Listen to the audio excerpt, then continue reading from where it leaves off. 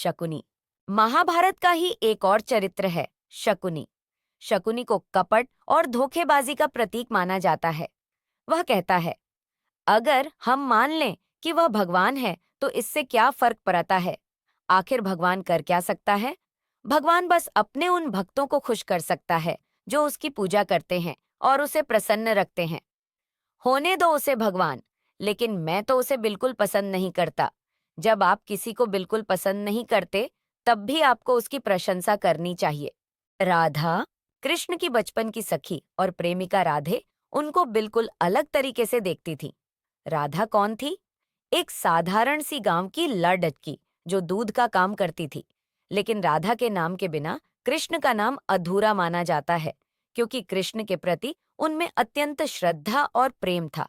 हम कृष्ण राधे कभी नहीं कहते हैं, हम कहते हैं राधे कृष्ण।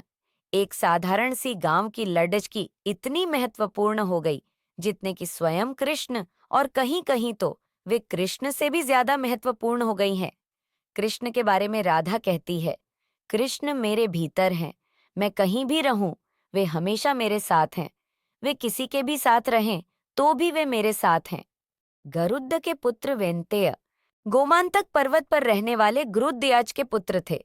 वेंतेय, वे किसी बीमारी की वजह से पूरी तरह अपंग हो गए थे।